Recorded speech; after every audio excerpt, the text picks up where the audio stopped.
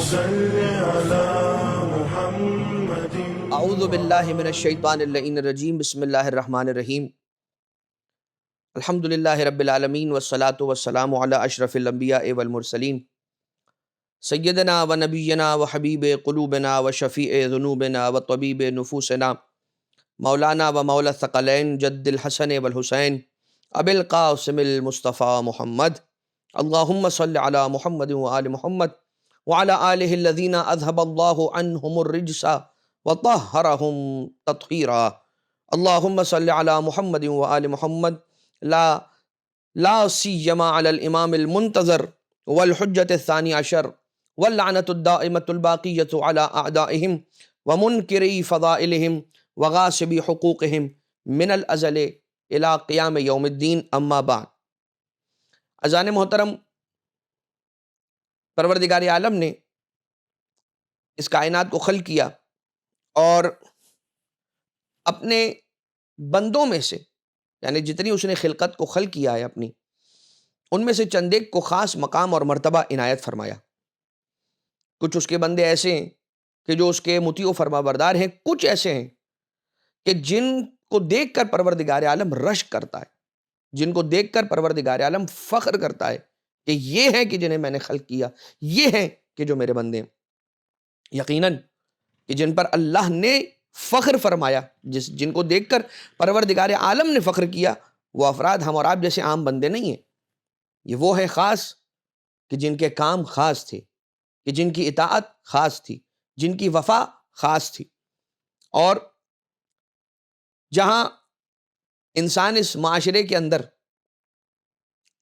عورتوں کو کم فضیلت دیتا ہے، عورتوں کی کوئی حیثیت نہیں سمجھتا ہے، وہی معاشرہ، وہی ہمارا دین کہ جس دین کے اندر بڑے لوگ، رسالت مآب کا ساتھ دینے والی جناب خدیجہ، اپنا سارا کا سارا مال دین اسلام پر لٹا دینے والی جناب خدیجہ عورت ہیں. حضرت ابراہیم علیہ السلام کو امر الہی کی انجام دہی کے لیے جانے دے رہی ہیں، اکیلی صحرا میں ایک شیرخوار بچے کو لیے سنبھالے بیٹھی ہیں، یہ جناب ہاجرہ عورت ہیں.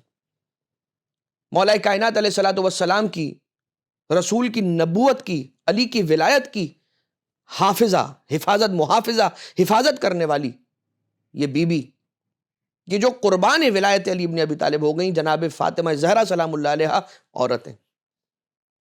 اور جب عورت کا مقام ایسا ہوتا ہے نا، کہ جب عورت ایسی ہو، یعنی ماں جس مرتبے کی ہو، تو پھر اولاد ایسی ہوتی ہے.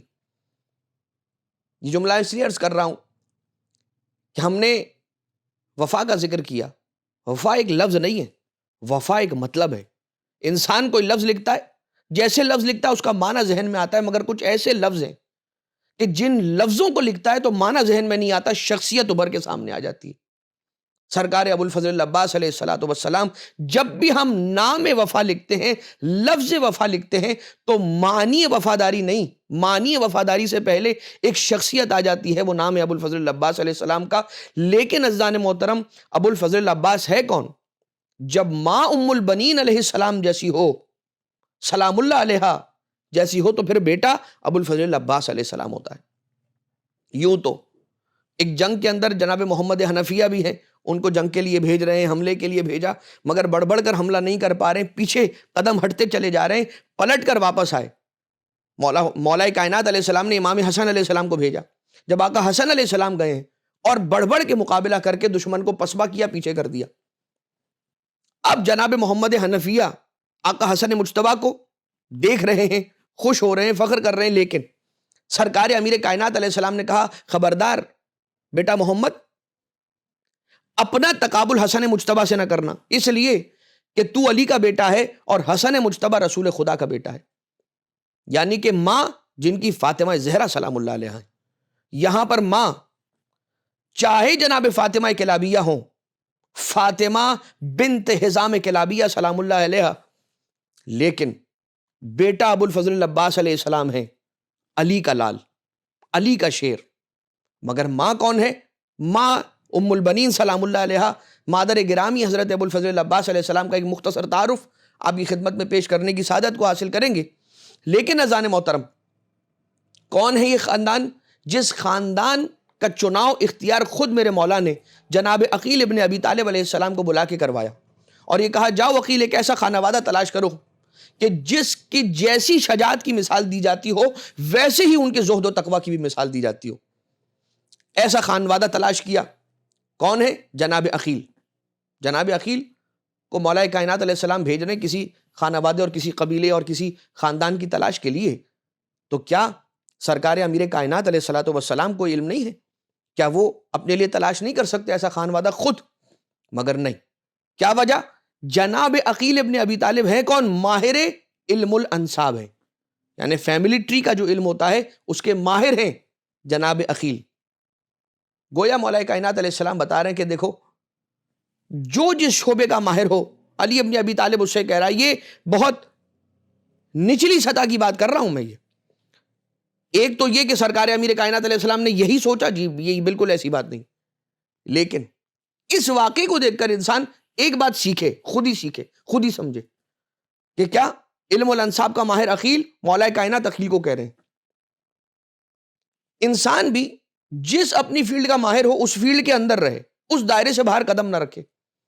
اس لیے کہ جب کسی کو وکالت کا مسئلہ ہوتا ہے وکیل کے پاس چلے آتے ہیں، گھر ڈیزائن کروانا ہوتا ہے سول انجینئر کے پاس چلے آتے ہیں، جب اپنے جسم کے اندر کوئی مرض ہوتا ہے تو ڈاکٹر کے پاس چلے جاتے ہیں، لیکن جب دین کی بات ہوتی ہے تو ہر کوئی اس کے اندر اپنی ایکسپرٹیز دکھا رہا ہوتا ہے۔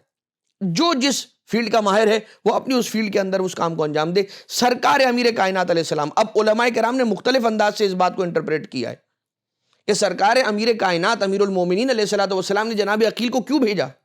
شاید کیا کہہ رہے ہیں کہ اے عقیل دیکھو ایک ایسا خانہ وادہ ڈھونڈو، زہد و تقوی کی مثال جیسے ان کی شجاعت کی مثال دی جاتی ہو ویسے ان کی زہد و تقوی کی مثال دی جاتی ہو، ایک ایسا خانہ وادہ تلاش کرو تاکہ اس کے نتیجے میں اللہ مجھے ایک ایسا بیٹا دے کہ جو کل کربلا میں میرے بیٹے حسین کے کام آئے۔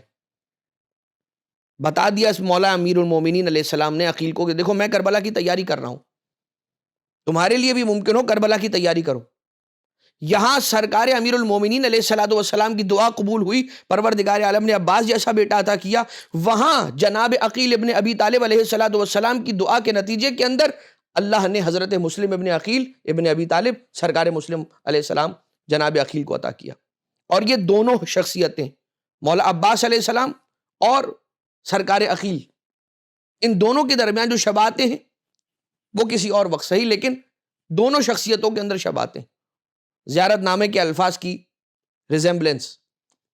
جناب فاطمہ کلابیہ سلام اللہ علیہا، آپ کی مادر گرامی، عربی ادب کی ماہرہ خاتون،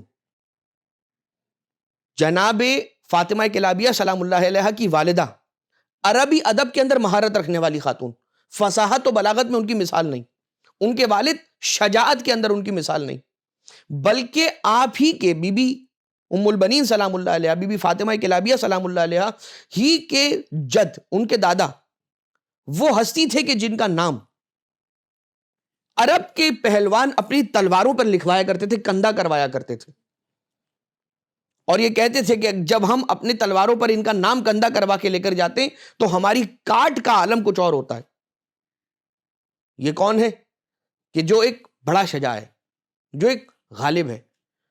تو ایک غالب کا نام اگر کسی تلوار پر لکھوا لیں تو اس کی کاٹ کا عالم بدل جائے، تو جو غالب علی کل غالب ہو، جو اسد اللہ الغالب ہو، جو حضرت علی ابن ابی طالب ہو علیہ الصلوۃ والسلام، ان کے نام کی کیا تاثیر ہوگی؟ جناب حزام نے ایک دن خواب میں دیکھا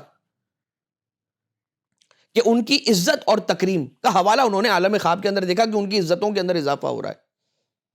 جب ایک عالم قوم سے سوال کیا، اچھا ایک خواب جناب حزام کلابی نے دیکھا اور ایک خواب بی بی فاطمہ کلابیہ بی بی فاطمہ بنت حزام مادر گرامی حضرت ابو الفضل العباس علیہ السلام نے دیکھا، اور بی بی نے جو خواب دیکھا وہ خواب کیا تھا؟ وہ خواب یہ تھا کہ ایک چاند ہے کہ جو ٹوٹ کر بی بی کے گہوارے کے اندر آ گیا ہے، اور 3 ستارے ہیں کہ جو بی بی کے گود کے اندر آ کر گرے ہیں آسمان سے۔ ایک چاند اور 3 ستارے گرے ہیں بی بی کے پہلو میں آ کر، بی بی کے گود میں آ کر گرے۔ اب جیسے یہ خواب دیکھا تو اس خواب کا انٹرپریٹیشن اس خواب کے انٹرپریٹیشن کے لیے اپنے قوم کے کسی عالم کے پاس جناب حزام کلابی تشریف لے گئے اور کہا کہ پروردگار عالم، تمہاری بیٹی کا عقد ایک ایسے خانہ وادے میں کرنے والا ہے کہ جس کے نتیجے میں ایسی اولاد عطا کرے گا کہ جس کی مثال اپنی قوم کے اندر چاند کی طرح کی ہوگی، جس کی چمک، جس کی فضیلت چاند جیسی ہوگی۔ اور پروردگار عالم نے سرکار ابو الفضل عباس بی بی ام البنین سلام اللہ علیہ کو عطا کیا، لیکن جب جناب عقیل رشتہ لے کر مولا کائنات علیہ السلام کا آئے ہیں جناب حزام کے گھر، تو جناب حزام کلابی ایک مرتبہ دیکھ کر رونے لگے اور کہنے لگے کہ علی بن ابی طالب کا رشتہ ہمارے گھر۔ بی بی کا عقد ہوا، عقد ہونے کے بعد جب مولا کائنات علیہ السلام کے بیت الشرف میں قدم مبارک کے جناب ام البنین سلام اللہ علیہ پڑے ہیں، تو ایک مرتبہ جیسے ہی دیکھا ہے یا جیسے ہی محسوس کیا کہ شہزادے بی بی کے احترام کے لیے اپنی جگہ سے بلند ہونا چاہتے ہیں، بی بی نے روک دیا اور کہا کہ اے شہزادوں، میں اس گھر میں ماں بن کر نہیں بلکہ کنیز کے رتبے سے آئی ہوں۔ یا ایک اس طرح سے بھی ملتا ہے، علماء یہ بیان کرتے ہیں کہ بی بی نے صحن خانہ سے اندر، گھر کے اندر قدم رکھنے کے لیے یہ شرط رکھی تھی کہ جب تک آپ مجھے کنیز کے رتبے سے تسلیم نہ کریں، میں باں بن کر نہیں آئی ہوں، میں کنیز بن کر اس گھر میں آئی ہوں، اگر یہ قبول ہے تو پھر میں گھر کے اندر قدم رکھوں گی۔ مولا کائنات علیہ السلام کو جناب ام البنین سلام اللہ علیہ نے کہا تھا کہ یا ابو الحسن، مجھے آپ میرے نام سے، یعنی کہ ان کا نام کیا تھا؟ فاطمہ کلابیہ، کہا مجھے میرے نام سے نہ پکاریے گا، کہیں ایسا نہ ہو کہ شہزادہ ہائے حسن و حسین علیہ السلام کو ان کی مادر گرامی کی یاد تازہ ہو جائے، ان پر کیے جانے والے مظالم انہیں یاد آ جائیں۔ اور اس وقت پھر مولا کائنات علیہ السلام نے کہا تھا کہ اے بی بی فکر نہ کر، میں تجھے تیرے نام سے نہیں پکاروں گا، تو میں آج سے تجھے ام البنین کہہ کر بلاؤں گا۔ اور شان یہ تھی کہ بیٹوں کی آمد سے پہلے، بیٹوں کی ولادت سے پہلے بی بی کو ام البنین کا لقب سرکار امیر المومنین علیہ الصلوۃ والسلام نے عنایت فرمایا تھا۔ اور جناب ام البنین سلام اللہ علیہ کی وہ تربیت اور وہ خون مولا کائنات علیہ الصلوۃ والسلام جو حضرت عباس علیہ الصلوۃ والسلام، عباس علمبردار علیہ الصلوۃ والسلام کے خون میں کی رگوں میں دوڑ رہا تھا۔ سرکار ابو الفضل عباس علیہ الصلوۃ والسلام جس طرح سے باب الحوائج ہیں، اسی طرح سے ان کی مادر گرامی بھی باب الحوائج ہیں۔ اگر کوئی بی بی کے وسیلے سے اپنی حاجتوں کو بارگاہ الہی میں رکھتا ہے تو اس کی حاجتیں رد نہیں ہوتی۔ پروردگارہ قلب نازنین سیدہ بی بی ام البنین سلام اللہ علیہ کو ہم سب سے راضی و خوشنود فرما، اور ہمارا یہ تسلیت کا پیغام بارگاہ امیر المومنین علیہ السلام میں اور بارگاہ ابو الفضل عباس علیہ الصلوۃ والسلام میں ایثار فرما۔ ربنا تقبل منا انک انت السمیع العلیم بجاہ محمد و آلہ الطیبین الطاہرین۔